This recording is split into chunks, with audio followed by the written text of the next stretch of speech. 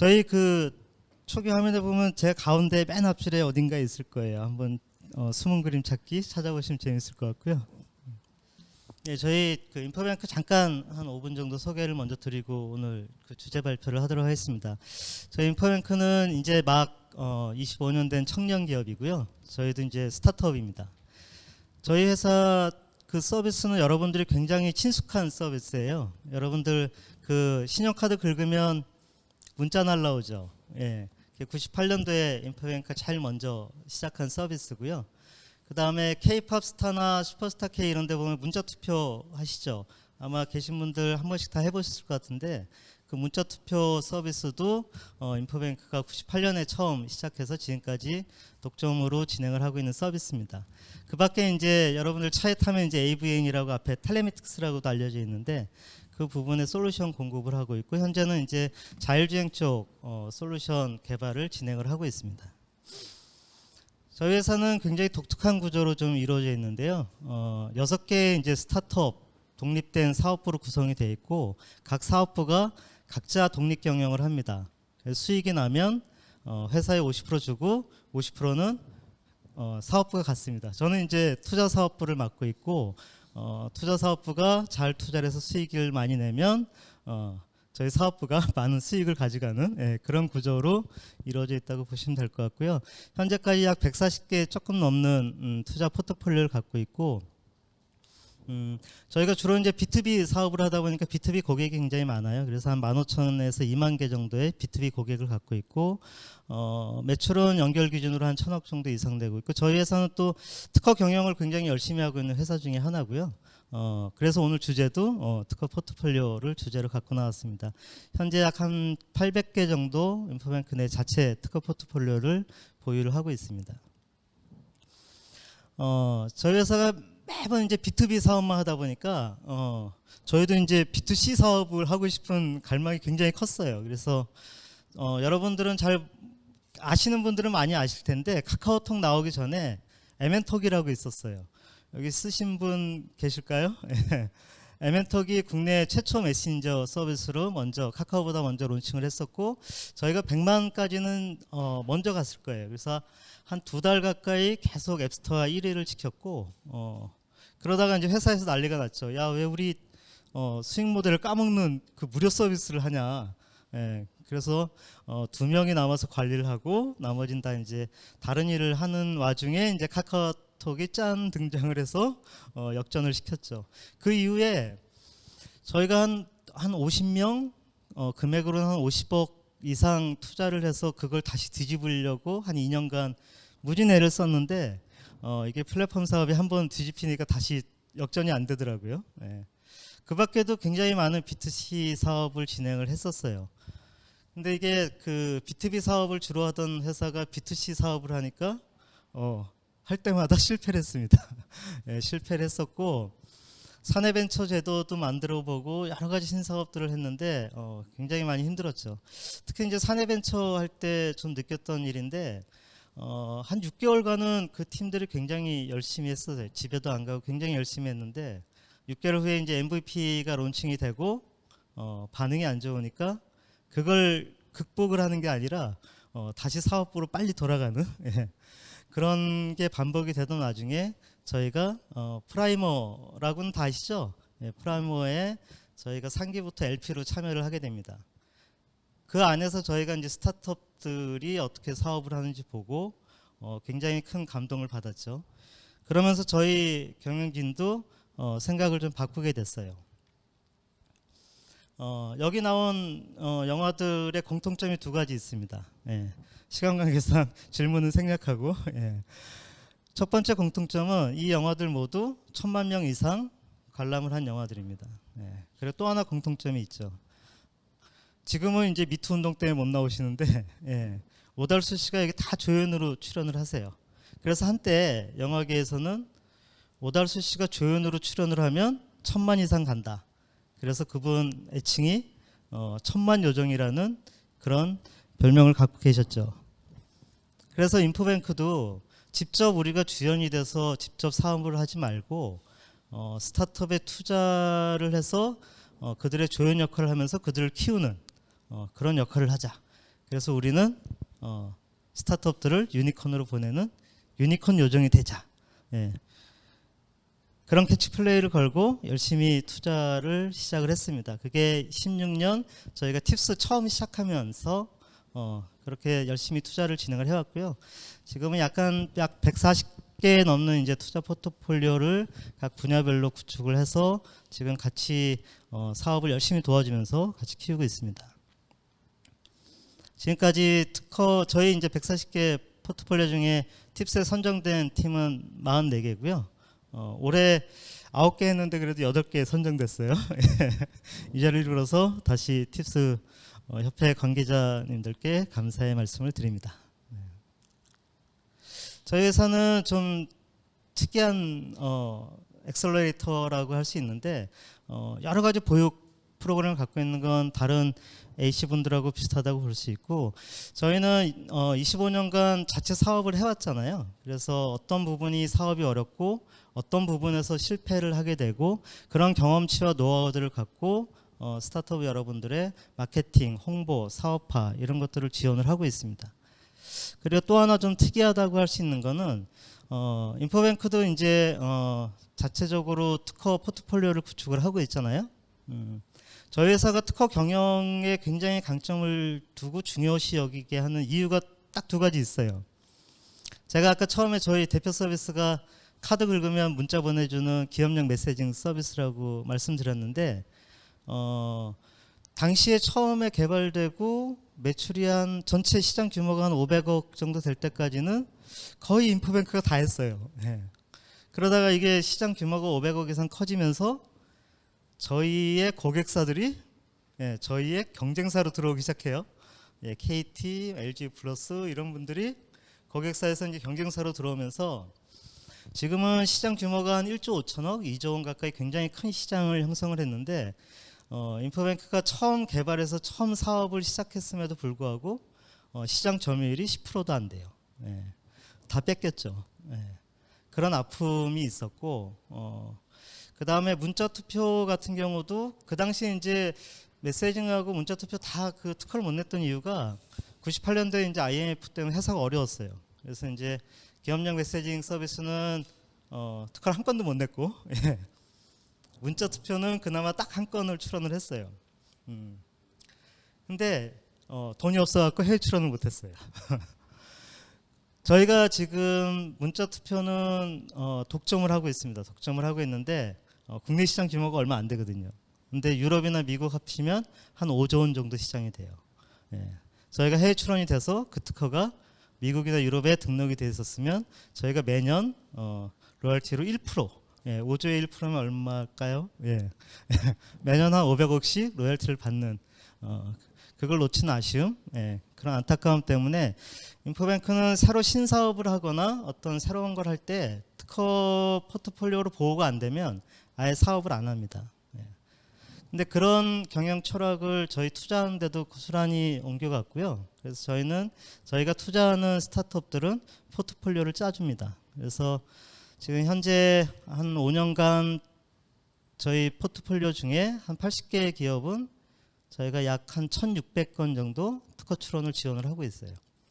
저희 보육 공간에는 아예 특허 사무소하고 특허 컨설팅 회사가 아직 입주를 해 있습니다. 그래서 기본적으로 한 20개, 30개, 많게는 한 100여 건까지 특허 포트폴리오 짜주는 작업을 지원을 하고 있습니다.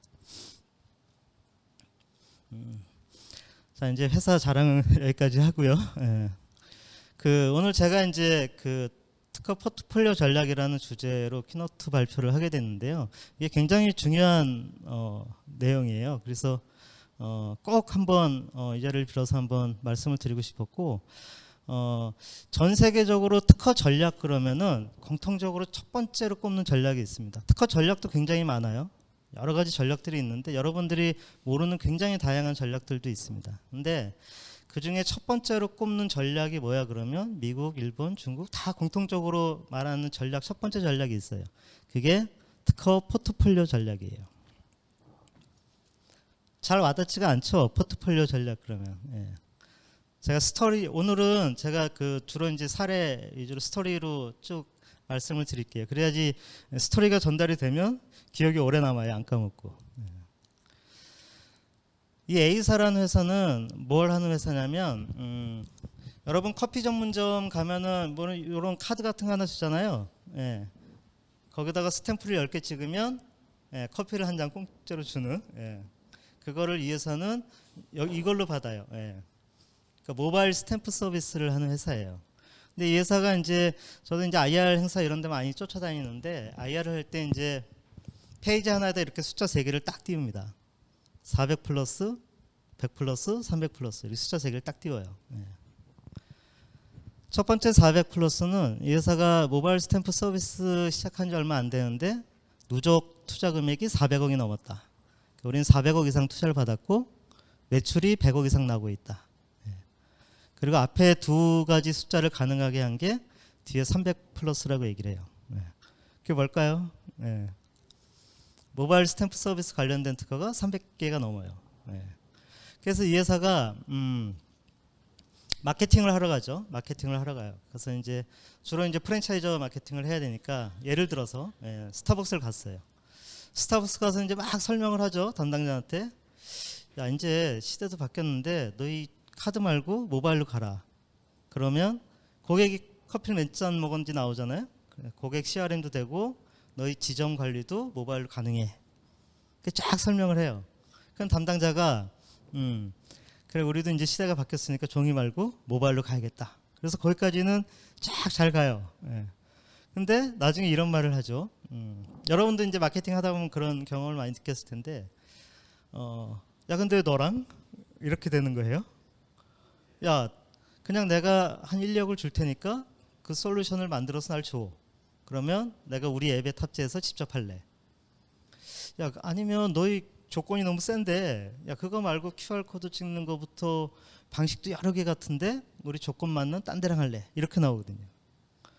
그러면 이 A사 담당이 이런 말을 한대요. 아 이거 우리랑 안 하고 직접 하거나 딴 데랑 하시면 서비스가 내리셔야 되는데요. 저희 손해배상 청구할 수도 있어요. 이렇게 나와요. 그럼 스타벅스 담당자가 아니 왜요? 그러면 저희가 특허가 있거든요. 보통 이렇게 얘기를 해요. 보통 이제 마케팅을 하다가 야 우리 딴 데랑 할래 뭐 이런 얘기 나오면 저희 특허가 있어요. 막 이런 얘기를 해요. 근데 특허가 있다고 이렇게 얘기를 하면은 그 다음 프로세스들이 거의 유사하게 가요. 예. 저는 특허 컨설팅 회사에 한 12년 정도 있었어요. 그래서 많이 그런 걸 봤어요. 뭐라 그래요? 예, 특허가 있어요. 그러면 담당자가 이러죠. 특허가 있어요? 그러면 특허를 줘보세요. 그럼 저희가 법무팀 통해서 공식적으로 한번 검토를 해보겠다. 그리고 진짜 너희 특허 때문에 우리가 직접 하거나 딴 데랑 해서 문제가 되면 너희랑 할게요. 이렇게 나와요. 그러면 특허를 줄 거 아니에요? 그러면 그 특허가 스타벅스 법무팀 통해서 특허 사무소로 가요. 예. 근데 특허 사무소에 가서 또 피드백도 굉장히 유사하게 가요. 예. 특허 중에는 이제 권리 범위가 굉장히 큰 특허가 있어요. 예. 그런 특허들은 선행기술 조사를 열심히 하죠. 그래서 선행기술들이 몇 개 막 붙어갖고 이 특허는 무효화 가능성이 굉장히 커요. 이런 피드백이 가고 권리 범위가 좀 작은 특허들은 특히 이 사업 모델은 비즈니스 모델 쪽의 특허라 이거는 이렇게 저렇게 하면은 회피 설계가 가능해요. 다 빠져나갈 수 있어요. 뭐 이런 피드백들이 가요. 물론 다 그런 건 아니에요. 예.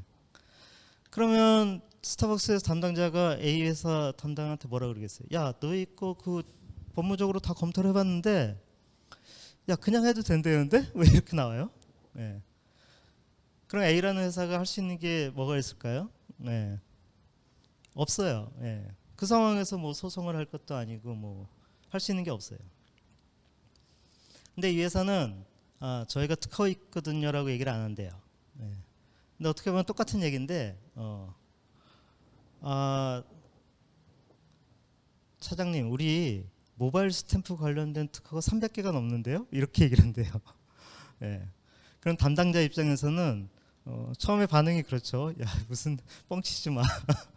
야 무슨 특허 같지도 않은 게 무슨 300개가 넘어. 근데 딴 생각을 못 해요. 예. 왜냐하면 진짜 특허가 300개가 넘는다는데 진짜 직접 하거나 딴 데랑 해서 이 A라는 회사가 화가 나갖고 경고장을 날려요.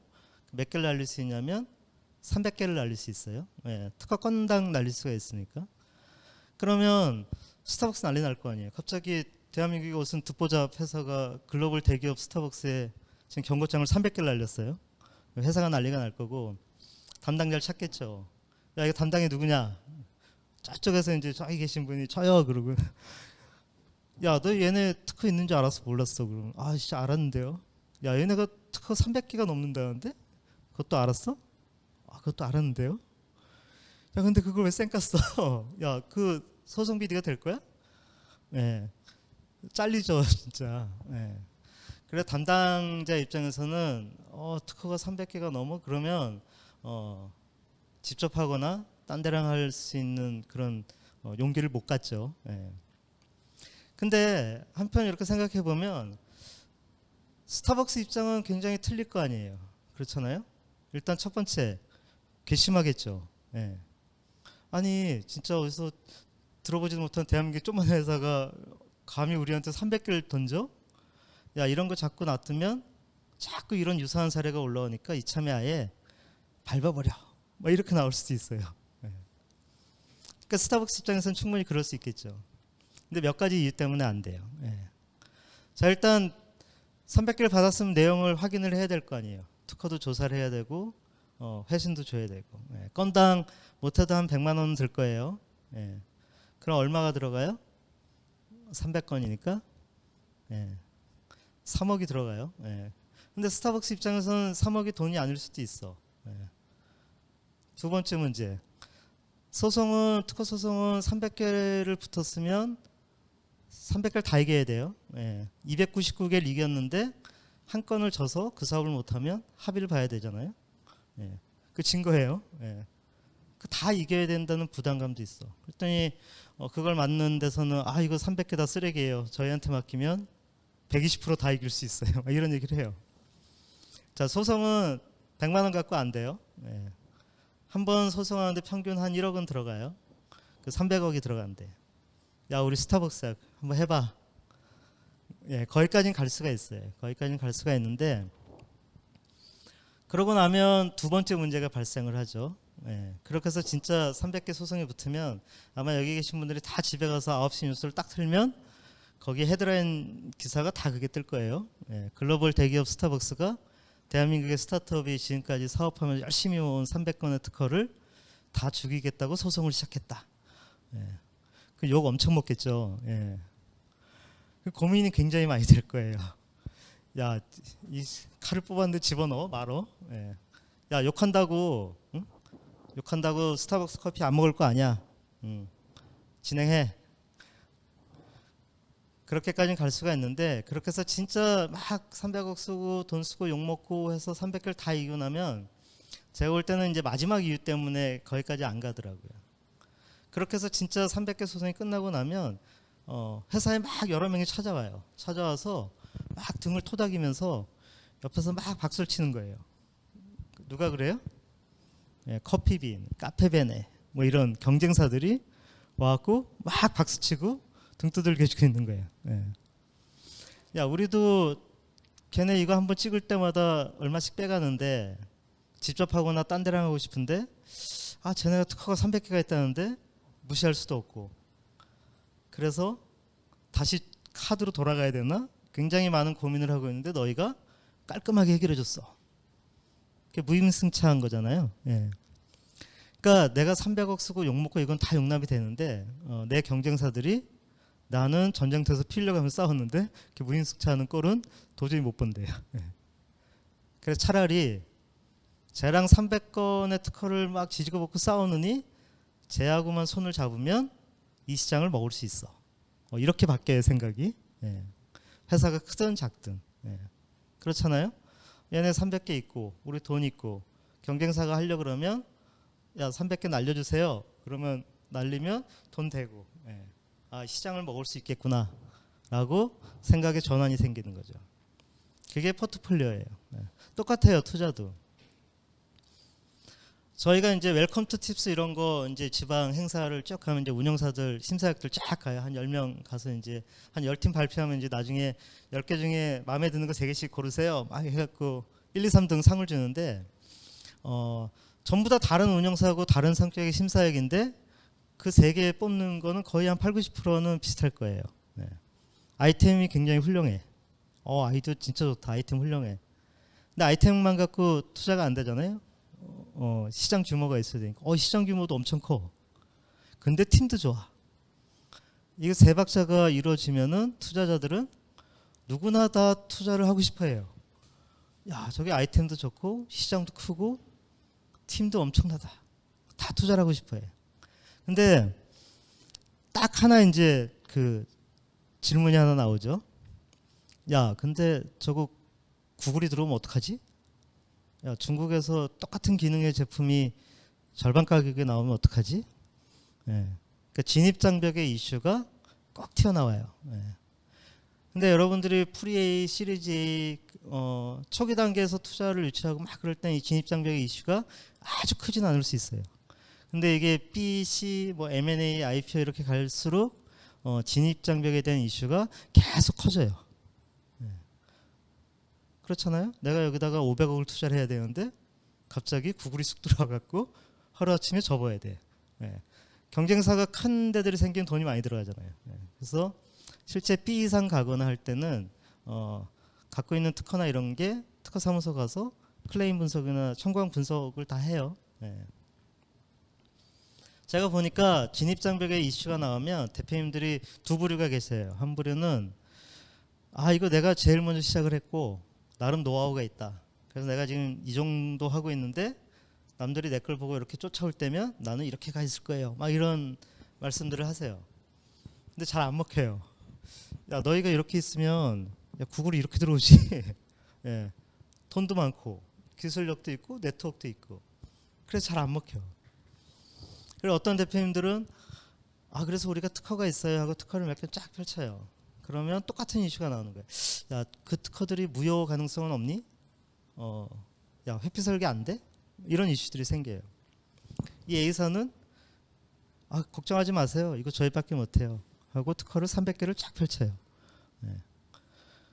그러면 투자자들이 그렇게 생각했죠. 야, 저 300개 쓰레기 아니야? 자, 조사하려면 얼마가 들어가요? 한 3억 들어가요. 근데 3억을 들여 조사하고 이게 문제가 아니라 포트폴리오가 300개나 돼? 이거는 A사밖에 못하겠네 라고 인정을 하겠죠. 대기업도 300개 받으면 이거 어떡하지? 그러는데 같은 스타트업들이나 이런 같은 레벨이면 여기 계신 분들이 우리 회사에 갑자기 경고장에 300개 날라왔다고 생각을 해보세요. 할 수 있는 게 없어요. 저희 조사 비용 10만 원에 해주세요. 벌크로. 그 3천만 원 들여서 조사를 했어. 조사 결과를 갖고 다음 액션을 취할 수가 없잖아요. 소송은 10만 원 갖고 안 되니까. 합의를 보든지 뭘 어떻게 해야죠. 그러니까 투자자들도 그걸 인정을 하는 거예요.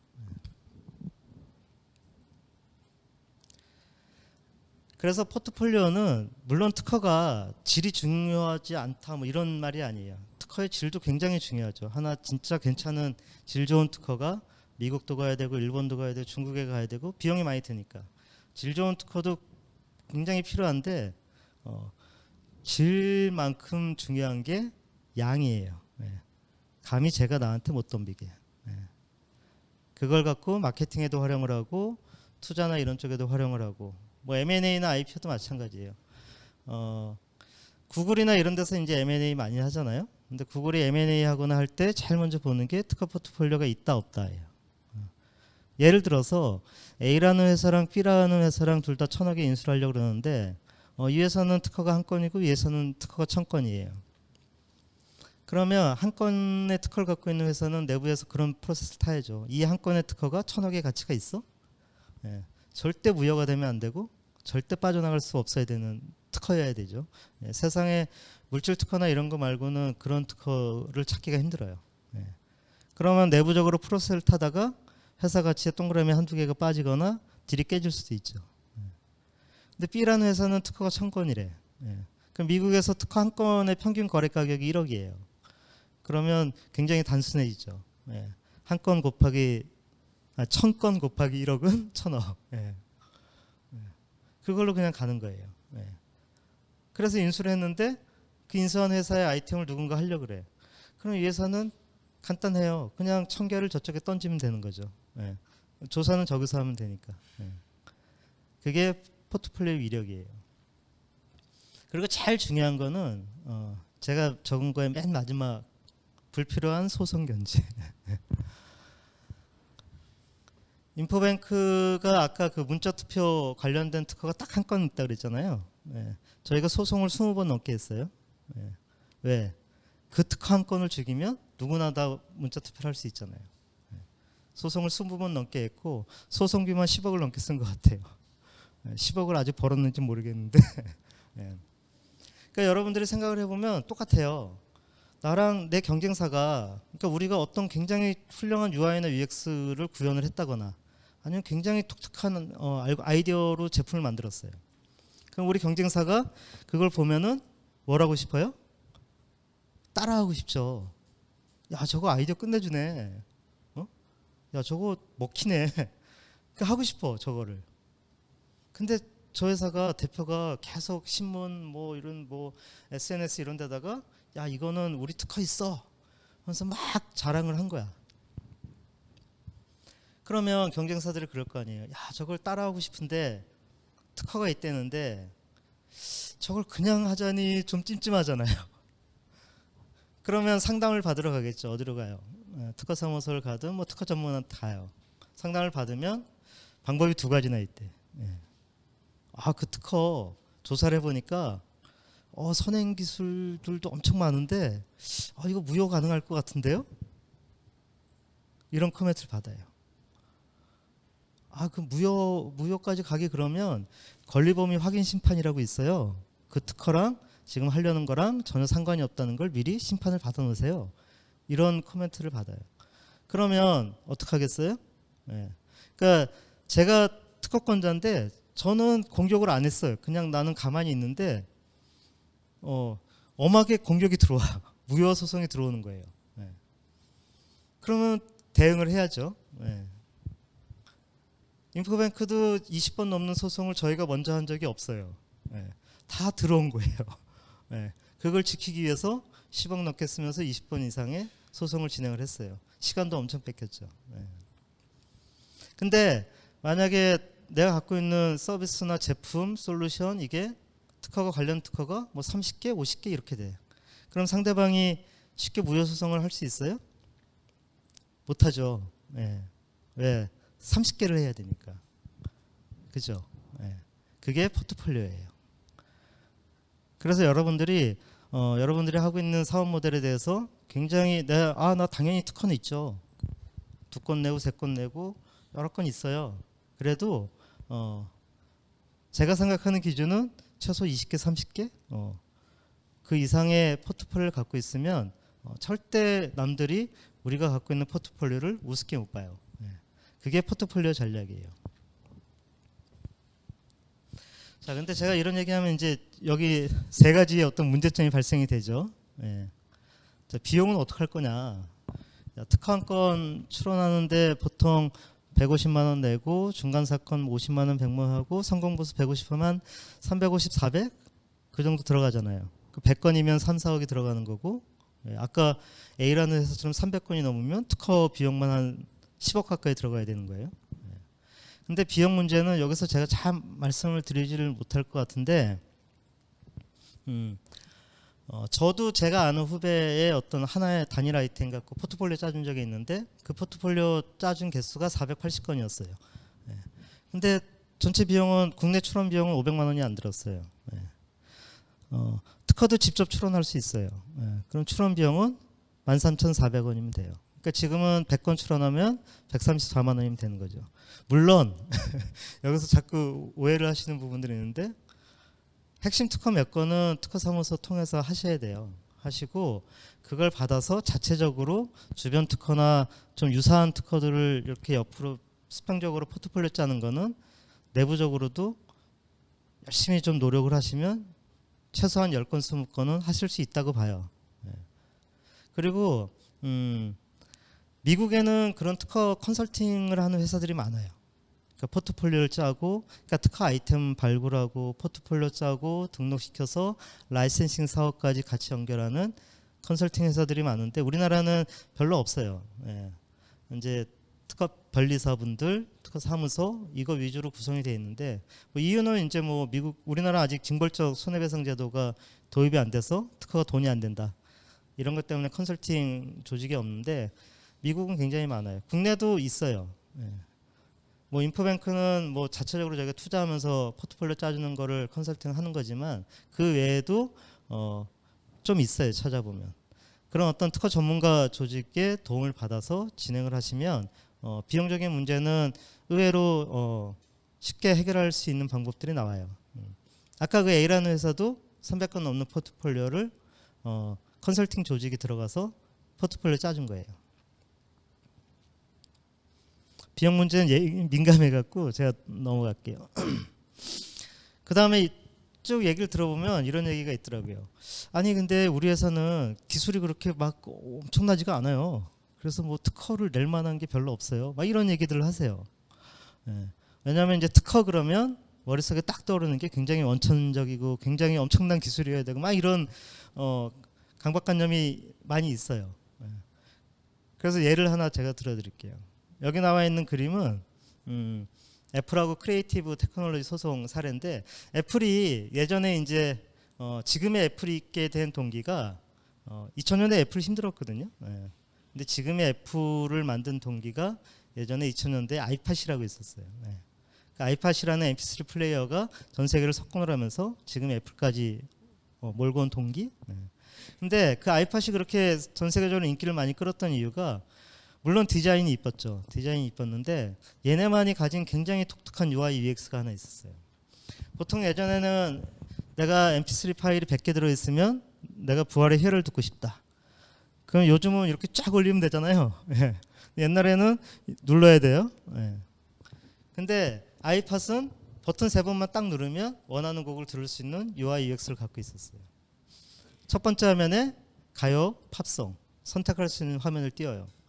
그럼 가요를 찍겠죠. 그러면 그 다음에는 가수 목록을 쫙 띄워요. 거기서 제가 부활을 찍을 거고 그러면 세 번째 화면에 부활에 해당되는 100개 중에 부활에 해당되는 곡만 쭉 리스트업을 해요. 그럼 거기서 제가 시야를 누르면 플레이가 되는. 그래서 버튼 3번 누르면 원하는 곡을 쉽고 빠르게 초이스할 수 있어요. 예. 이게 애플의 특허예요. 예. 여러분 파일 저장할 때 트리 구조로 저장하잖아요, 다. 예, 연도별, 뭐 경영, 기획, 뭐 이렇게 쭉 저장하잖아요. 예. 그 트리 구조를 MP3 플레이에 적용을 한 것뿐이에요. 예. 근데 똑같은 특허를 싱가포르에 있는 크리에이티브 테크놀로지가 2개월 먼저 출원을 해요, 싱가포르에서. 나중에 5년 후에 이제 미국으로 진입을 하는데 물론 소송이 진행이 됐고 애플이 3개월 만에 손을 들고 싱가포르의 그 크리에이티브 테크놀로지사는 그 한 해에 지금 이 말씀드린 간단한 특허로 한 5천억 정도 벌어요. 이 사례를 말씀드리는 거는 특허가 굉장히 어렵고 복잡하고 원천 기술이어야 되고 그런 게 절대 아니다라는 말씀을 드리려고 제가 사례를 가지고 온 거고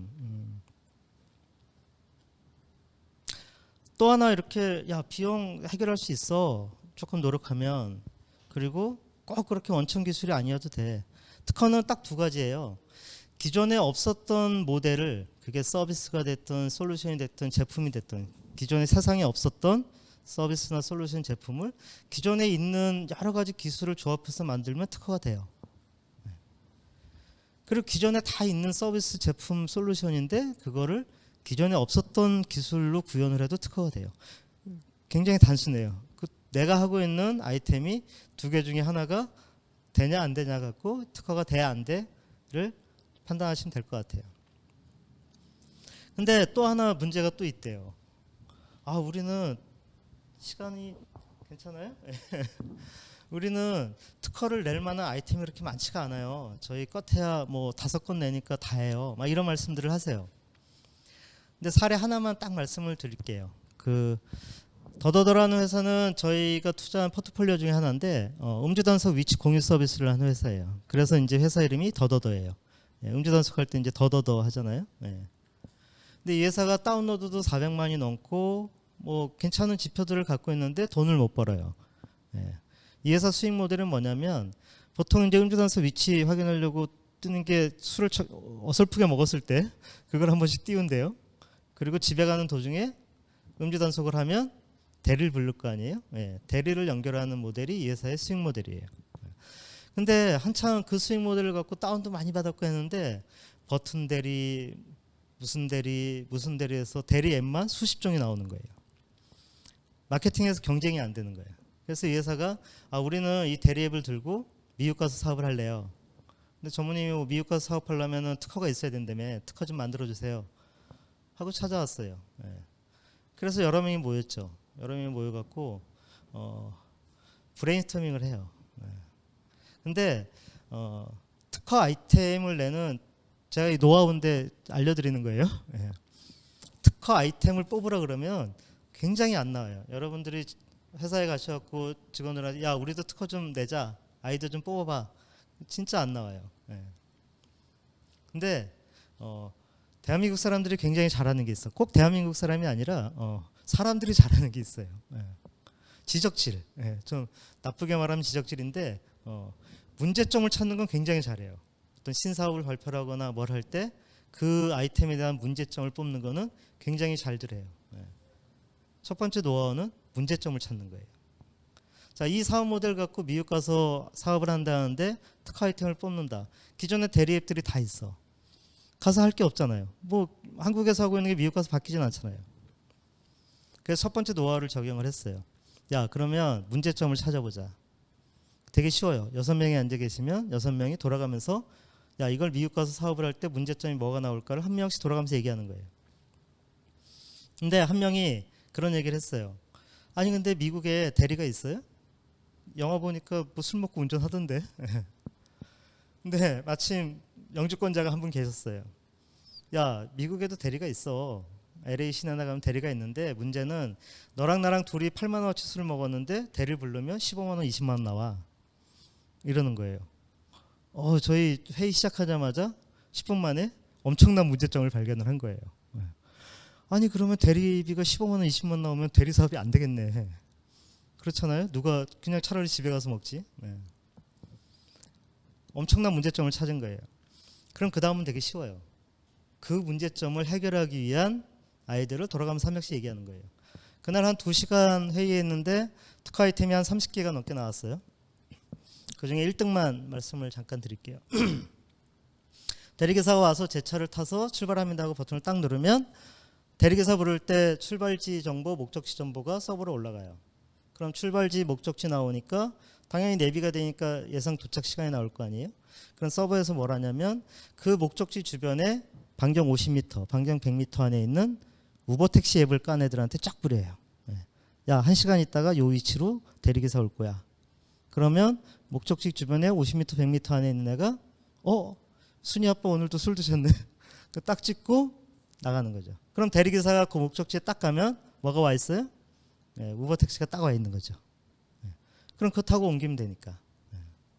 그러면 2명이 움직이지 않아도 되고 1명이 움직여야 되고 15만 원, 20만 원 이거 그거예요. 그걸 빼먹었네. 미국은 대리가 가서 움직이질 못해요. 그래서 대리기사가 가면 1명이 차를 몰고 쫓아가요.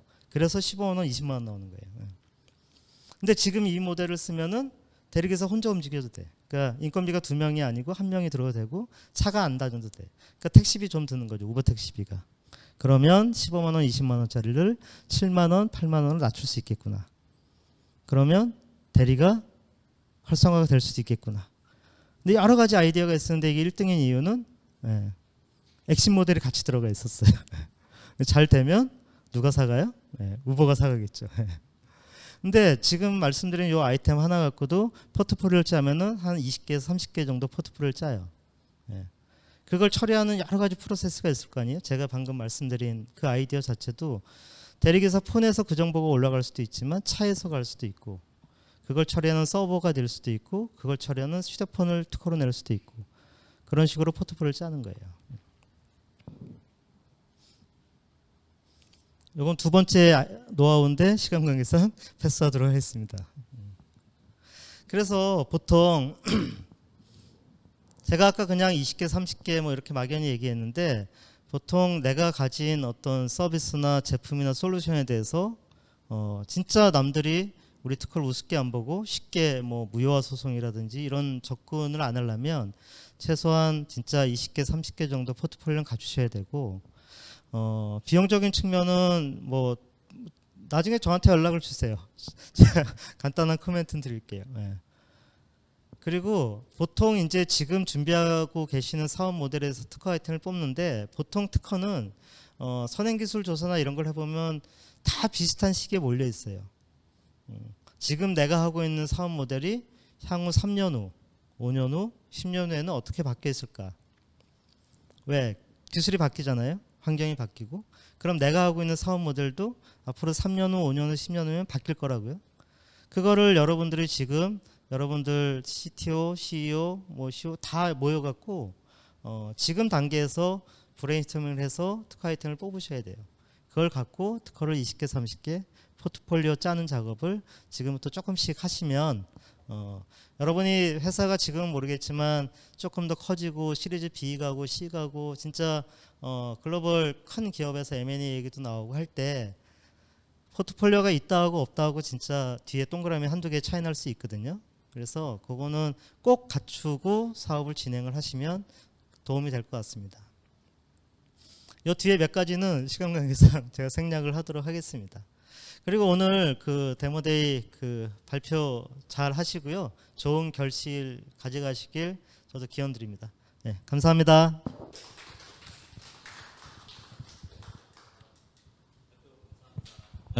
많은 사례를 통해서 경험을 또 들려준 그런 발표였다고 생각됩니다. 이제부터 질의응답 시간을 좀 갖겠습니다. 저희 실시간 채팅창을 통해 올라온 몇 가지 질의를 제가 읽어드리고요. 전문의께서는 답변을 해주시면 감사하겠습니다. 일단은 스타트업 분야별 특허를 가지기 위해서 각각의 전략이 있는지, 그러니까 예를 들면은 바이오와 정보통신 특허 전략이 각각 다른지, 그러면 만약에 다르다면 어떻게 접근을 해야 되는 게 좋을지 궁금합니다라고 남겨주셨습니다. 아까 제가 처음에도 말씀드렸는데 특허의 전략이 굉장히 많습니다. 그러니까 제가 오늘 말씀드린 거는 포트폴리오 전략이라고, 이건 첫 번째 전략이니까 말씀드린 거고, 뭐 심사 청구를 해야 돼 말아야 돼 뭐 이런 전략도 있고 분할 출원이라는 전략들도 있어요. 근데 정보통신이든 바이오든 포트폴리오 전략은 똑같아요. 네. 그건 가져가셔야 돼요. 그건 아까 제가 뭐 마케팅, 뭐 투자 이런 것도 있지만 제일 마지막 이유가 크진 않을 수 있지만 어떻게 보면 그게 가장 큰 이유. 나는 가만히 있는데 상대방이 나한테 무효 소송을 건다든지, 그러니까 내가 갖고 있는 특허를 어떻게 해보려고 하는 그런 거를 예방하는 차원에서라도 포트폴리오는 가져가셔야 되고, 정보통신 쪽이나 바이오도 여러 개잖아요. 이제 예를 들어 지금 여기 계신 분들 아까 보니까 헬스케어 쪽도 많이 갖고 계신 것 같은데 그쪽은 통신하고 그렇게 크게 다를 바가 없어요. 대신에 이제 바이오 중에 신약, 신약이나 이런 부분은 좀 틀려요. 거기는 물질이 들어가야 되고 또 그거를 포트폴리오를 많이 짜기도 힘든 부분이 좀 있어요. 근데 그쪽에서도 요새는 약간 가짜 특허 왜 이런 것도 필요해요. 왜냐하면 특허는 출원을 하게 되면 1년 6개월 있으면 공개가 돼요. 그럼 내가 갖고 있는 물질이 굉장히 중요한 물질인데 이게 공개가 되면 남들이 그 특허를 보고 쉽게 따라할 수 있지 않을까? 그래서 아예 특허를 출원을 안 하는 뭐 이런 부분들도 있어요. 그래서 그런 부분은 조금 더 이렇게 세분화해 갖고 비율을 세분화한다든지 아니면 거기에 들어간 촉매를 세분화한다든지 그런 전략들도 별도로 구사를 하고 있는데, 기초적으로는 포트폴리오를 갖고 가야 된다는 거는 뭐 동일하다고 말씀드릴 수 있을 것 같습니다. 네, 답변이 되었기를 바랍니다. 두 번째 질문 들어가겠습니다. 이분은 좀 영어를 섞어서 그러는데요. 일단은 수까지 가진 patent issues, 그러니까 소송까지 간 특허 이슈가 사례는 어떤 대응이 있을까요? 라고 질문해 주셨는데요. 소송까지 가게 되면 가면 안 되죠. 제가 아까 이제 인포뱅크가 소송을 사건 번호가 20개가 넘었거든요. 일단 비용도 비용이지만 시간이 엄청 많이 들어가요. 변호사분들이 다 이해를 못 하잖아요. 특허에 대해서 사업에 대해서 다 써줘야 돼요. 네. 같이 붙어서 해야 돼요. 그래서 엄청 시간을 뺏겨요. 그래서 소송까지 안 가는 게 최우선이고 합의를 보는 게 일단 최우선이죠. 근데 합의를 그러니까 공격자의 입장인지 아니면 뭐 공격을 받는 자의 입장에 따라서 좀 틀릴 것 같아요. 보통 미국이나 이런 데서 이제 특허 소송이나 이런 게 들어오면은 거기는 특허 몇 건 이렇게 해서는 소송이 잘 안 들어와요. 기본적으로 100개, 200개, 300개, 400개, 많게는 3,000개를 던질 때도 있대요. 그러니까 제가 하고 있는 제품에 대해서 미국의 어떤 회사가 갑자기 경고장이 날라와요. 첨부와 같은 우리 특허를 침해하고 있으니까 정식으로 계약하고 해. 안 그러면 손해배상 청구할 거야 하고 와요. 첨부를 딱 넘기니까 특허가 한 500개 붙어서 와요. 네. 거기는 그렇게 해요. 그래서 미국은 포트폴리오가 없으면 특허 소송을 잘 안 해요. 네. 그런 걸 받으면 할 수 있는 게 없어요. 네. 합의를 봐야죠. 네, 좀 싸게 해줘. 합의 보는 거 말고는 소송을 할 수 있는 방법이 없어요. 그리고 내가 공격을 하는 입장에서는 생각을 많이 해야죠. 네. 대한민국에 있는 특허 여러분들이 이제 특허 등록증 이런 걸 받잖아요. 그러면 나 이제 드디어 등록된 특허를 받았어. 이건 나밖에 못해. 이게 절대 아니에요. 네. 특허를 그 심사 청구를 하고 의견 제시 통해서 왔다 갔다 하는 동안에 우리가 처음에 그렸던 권리 범위가 이만한 특허가 나도 모르는 사이에 요만해져 있어요. 근데 전문가가 아니면 그걸 몰라요. 그래서 야, 나 이거 등록 받았어. 그래서 소송을 해요. 제가 알기에는 뭐 공식적인 자리에서 말하긴 뭐하지만 승소할 가능성이 굉장히 낮아요. 네. 그래서 내가 특허권자로서 공격을 할 거면 가급적이면 사전에 내 권리 범위나 굉장히 많은 조사를 해서 하셔야 되고 이왕이면 아까 말씀드린 대로 공격을 할 거면 포트폴리오를 갖추고 나서 공격을 하는 게 훨씬 좋아요. 그리고 공격을 받는 입장이면 다행히 국내 기업이고 그러면 뭐 특허 한두 건 소송하는 건 대응을 하셔야죠. 근데 보통 이제 우리가 글로벌 사업을 하다 보면 주로 이제 해외 쪽에서 특허 소송 같은 게 들어오잖아요. 그때는 보통은 포트폴리오로 들어와요. 50개, 100개 이렇게 들어와요.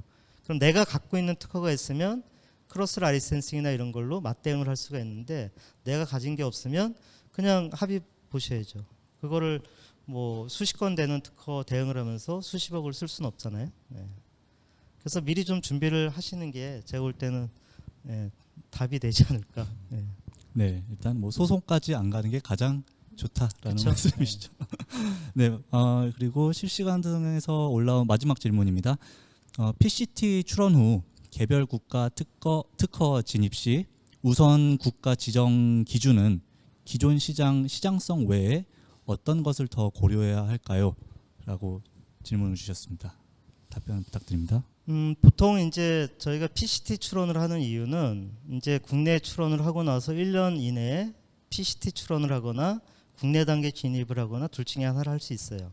그러니까 국내 단계 진입은 미국이면 미국에 바로 진입을 하는 거예요. 일본이면 일본에 바로 진입하는 거예요. PCT 출원은 전 세계 60몇 개국에 동시 출원하는 효과를 가져요. 그리고 나면 내가 출원하고 나서 30개월 내에 국내 단계에 진입할 수 있는, 그러니까 해외 출원을 동시에 했다고 보시면 되지만 실제 그 나라에 진입을 할 때는 또 다시 진입을 해야 되는 거죠. 비용이 드는 거죠. 근데 그 국내 단계 진입을 할 때 물론 시장성 중요하죠. 근데 그거는 꼭 시장성뿐만이 아니라 경쟁 구도도 생각을 하셔야 될 거고, 왜 PCT 국내 단계 진입할 땐 돈이 많이 들어가요.